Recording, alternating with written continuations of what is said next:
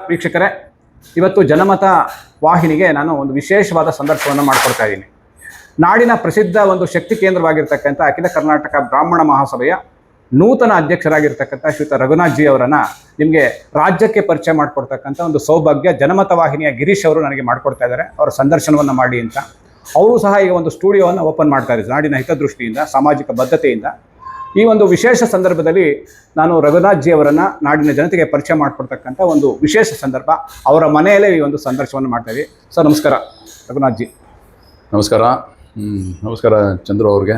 ಮತ್ತು ಜನಮತ ವಾಹಿನಿ ಇವತ್ತು ನಾಳೆಯಿಂದ ತಾವೇನು ಪ್ರಾರಂಭ ಮಾಡ್ತಾ ಇದ್ದೀರಾ, ತಮ್ಮ ವಾಹಿನಿಗೆ ಶುಭಾಶಯಗಳು ಮತ್ತು ಅಭಿನಂದನೆಗಳು. ಎಲ್ಲವೂ ಕೂಡ ನಿಮಗೆ ಶುಭವಾಗಲಿ. ವಾಹಿನಿಯ ವೀಕ್ಷಕರಿಗೆ ನಮಸ್ಕಾರಗಳು. ಸರ್, ಮೊದಲನೇದಾಗಿ ಪ್ರಶ್ನೆ ಅಂತ ಕೇಳಲ್ಲ.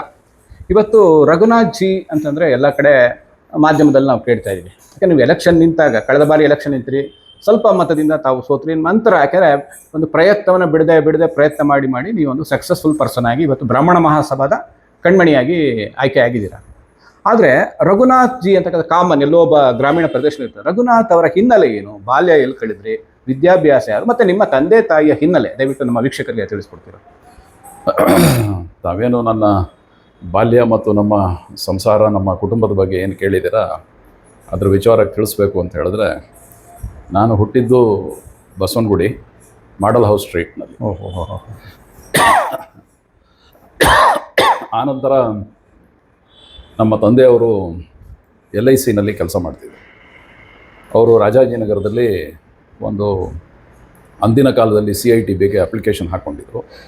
ಹಾಗಾಗಿ ಅವ್ರಿಗೆ ರಾಜಾಜಿನಗರದ 3ನೇ ಬ್ಲಾಕ್ನಲ್ಲಿ ಅವ್ರಿಗೆ ಒಂದು ಸೈಟ್ ಅಲಾಟ್ ಆಗಿದ್ದರಿಂದ ಇಲ್ಲಿಗೆ ರಾಜಾಜಿನಗರಕ್ಕೆ ನಮ್ಮ ತಂದೆಯವರು ಆಗಿನ ಕಾಲದಲ್ಲಿ ಅವ್ರಿಗೆ ಶಕ್ತಿ ಇರೋ ಹಾಗೆ ಮನೆ ಕಟ್ಕೊಂಡು ಬಂದರು. ಸೊ ನಮ್ಮ ತಂದೆಯವರು ಮೂಲತಃ ಮಾಗಡಿಯವರು. ಸೊ ಅವರು ಬಾಲ್ಯದಲ್ಲಿ ಬೆಂಗಳೂರಿಗೆ ಬಂದಿದ್ದರು. ಅವರು ಸೆಂಟ್ರಲ್ ಕಾಲೇಜ್ನಲ್ಲಿ ಓದಂಥವ್ರು ಆಗಿನ ಕಾಲದಲ್ಲಿ. ನಂತರ ತಂದೆ ಹೆಸರು? ನಮ್ಮ ತಂದೆ ದಿವಂಗತ ಶಂಕರ್ ಅಂತ ಹೇಳಿ, ಅವರು LICನಲ್ಲಿ ಕೆಲಸ ಮಾಡ್ತಾಯಿದ್ರು. ನಮ್ಮ ತಾಯಿ ಶ್ರೀಮತಿ ಕಮಲಮ್ಮ ಅಂಥೇಳಿ, ಅವರು ನನ್ನ ಜೊತೆಯಲ್ಲಿದ್ದಾರೆ. ಅವ್ರಿಗೆ ಇವಾಗ 90 ವಯಸ್ಸಾಗಿದೆ. 91ರಲ್ಲಿ ಆರೋಗ್ಯ ಸ್ವಲ್ಪ ಕಡಿಮೆ ಇದೆ, ಆದರೂ ಕೂಡ ಚೆನ್ನಾಗಿದ್ದಾರೆ, ನಮ್ಮ ಜೊತೆಯಲ್ಲಿದ್ದಾರೆ.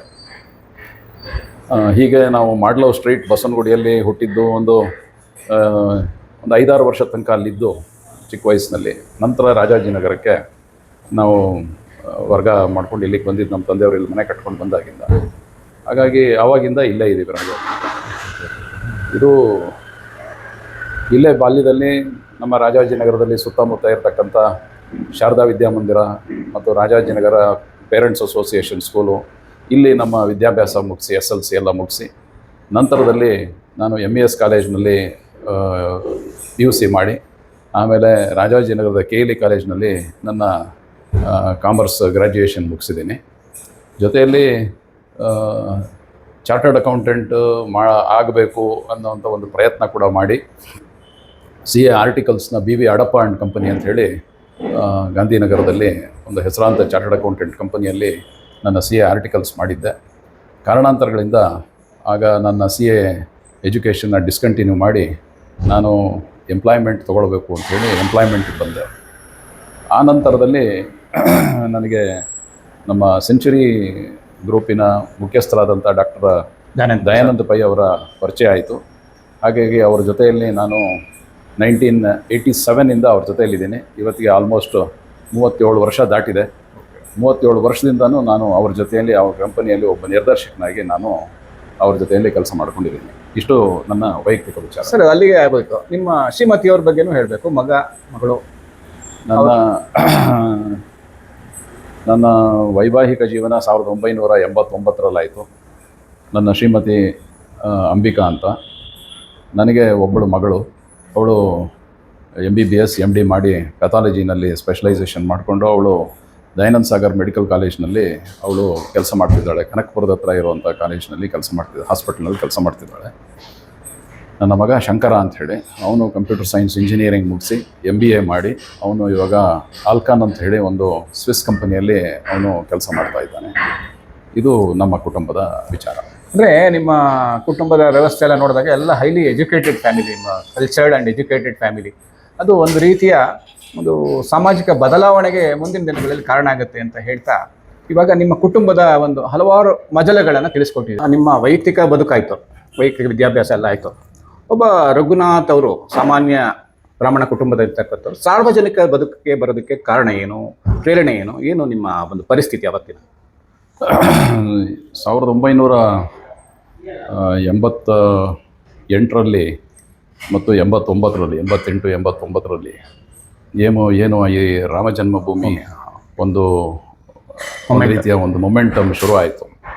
ಆ ಪರ್ಟಿಕ್ಯುಲರ್ ಮೂಮೆಂಟಲ್ಲಿ ನಾನು ಕೂಡ ಇದರಲ್ಲಿ ಭಾಗವಹಿಸಬೇಕು ಅಂತ ಹೇಳಿ ದೇಶದ ಒಂದು ಅಯೋಧ್ಯೆ ರಾಮನ ಒಂದು ಜನ್ಮವಾದಂಥ ಒಂದು ಜಾಗದಲ್ಲಿ ರಾಮನಿಗೆ ಅವಕಾಶವಿಲ್ಲ, ನಮಗೆ ಒಂದು ಮನೆ ಇದೆ, ನಾವೆಲ್ಲರೂ ಕೂಡ ಬೇಕು ಅಂದಂತೆ ನಮಗೊಂದು ಮನೆ ಕಟ್ಕೊಳ್ತೀವಿ, ನಾವು ಆರೋಧಿಸೋವಂಥ ದೇವರಿಗೆ ಒಂದು ಜಾಗ ಇಲ್ಲ ಅಂತ ಒಂದು ಈ ವಿವಾದ ನನ್ನಲ್ಲೂ ಕೂಡ ಅವತ್ತು ನನ್ನ ಸೆಂಟಿಮೆಂಟ್ನ ಟಚ್ ಮಾಡಿದ್ರಿಂದ ಅವತ್ತು ನಾನು ಇಂಥ ಒಂದು ಕಾರ್ಯಕ್ರಮದಲ್ಲಿ ನಾನು ಭಾಗವಹಿಸಬೇಕು ಅಂತ ಹೇಳಿ ತೀರ್ಮಾನ ಮಾಡಿ ನಾನೇ ವಿಶ್ವ ಹಿಂದೂ ಪರಿಷತ್ಗೆ ಹೋಗಿ ಅವರ ಕಚೇರಿಯಲ್ಲಿ ವಿಶ್ವ ಹಿಂದೂ ಅಂದರೆ ಸ್ವಯಂ ಕರಸೇವಕರಾದ್ರಿ? ಹೌದು, ಸ್ವಯಂ ವಿಶ್ವ ಹಿಂದೂ ಪರಿಷತ್ಗೆ ನಾನೇ ಹೋಗಿ ನನ್ನ ಕೈಲಾದಂಥದ್ದು ನಂದು ಮತ್ತು ನನ್ನ ಸ್ನೇಹಿತರಿಂದ ಅವತ್ತಿನ ಒಂದು ಏನು ಬೇಡಿಕೆ ಇತ್ತು, ಕರಸೇವಕರ ಮೇಲೆ ಗುಂಡಿನ ದಾಳಿ ಇದೆಲ್ಲ ಆಗಿದ್ದಕ್ಕೆ ನಮ್ಮ ಕೈಲಾದಂಥ ಒಂದು ಸಹಾಯ ಆಗಬೇಕು ಅಂಥೇಳಿ ಅವತ್ತಿನ ದಿನ ವಿಶ್ವ ಹಿಂದೂ ಪರಿಷತ್ನ ಕಚೇರಿಗೆ ಹೋಗಿ ಅಲ್ಲಿ ನನ್ನ ಪರಿಚಯ ಮಾಡಿಕೊಂಡು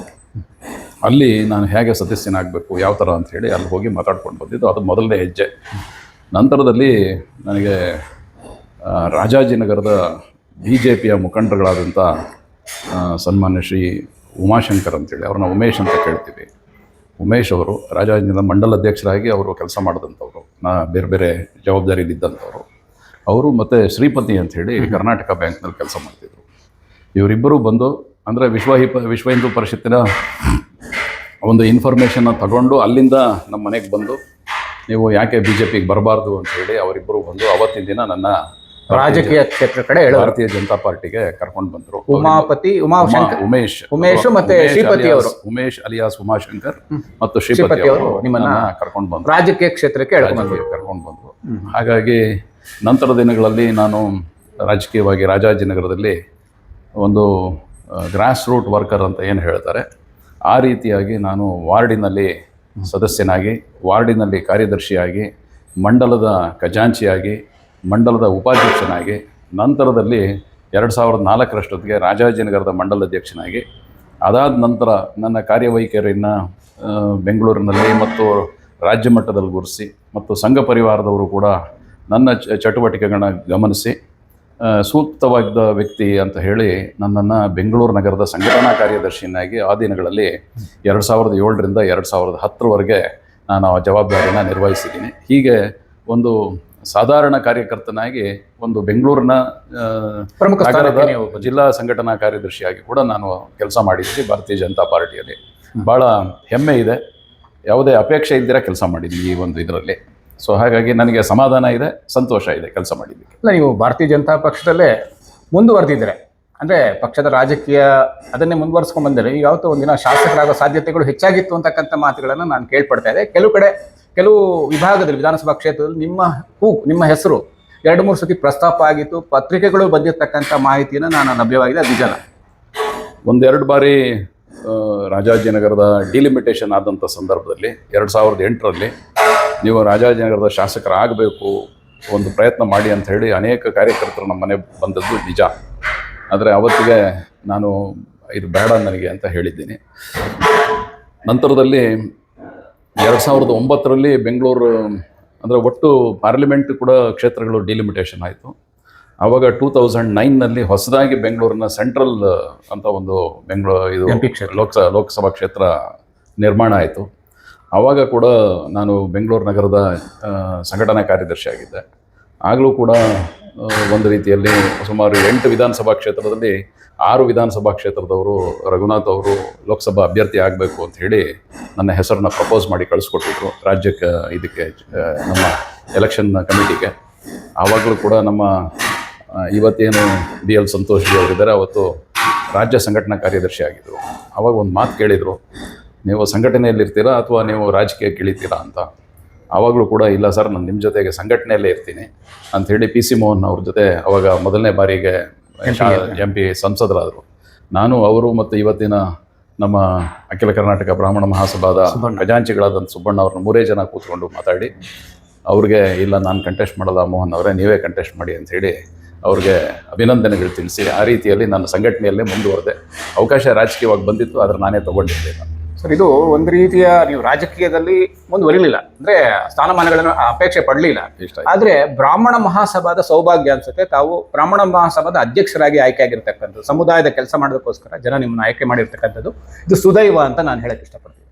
ಖಂಡಿತವಾಗ್ಲೂ ಈ ಬಾರಿ ಅಖಿಲ ಕರ್ನಾಟಕ ಬ್ರಾಹ್ಮಣ ಮಹಾಸಭಾದ ಸುಮಾರು 66,750 ಸದಸ್ಯರು, ಅದರ ಪೈಕಿ ಅನೇಕರು ನನ್ನನ್ನು ಬೆಂಬಲಿಸಿ ನಾನು ಅಧ್ಯಕ್ಷನಾಗಬೇಕು ಅಂಥೇಳಿ ಎಲ್ಲ ರೀತಿಯ ಸಹಕಾರ ಕೊಟ್ಟು ಇವತ್ತು ನನ್ನನ್ನು ಅಧ್ಯಕ್ಷನಾಗಿ ಆಯ್ಕೆ ಮಾಡಿದ್ದಾರೆ ಚುನಾವಣೆಯಲ್ಲಿ. ಮೊಟ್ಟ ಮೊದಲನೇದಾಗಿ ನಾನು ಎಲ್ಲ ಅಖಿಲ ಕರ್ನಾಟಕ ಬ್ರಾಹ್ಮಣ ಮಹಾಸಭಾದ ಸದಸ್ಯರಿಗೆ ಅನಂತ ಧನ್ಯವಾದಗಳನ್ನು ತಿಳಿಸ್ಲಿಕ್ಕೆ ಇಷ್ಟಪಡ್ತೀನಿ.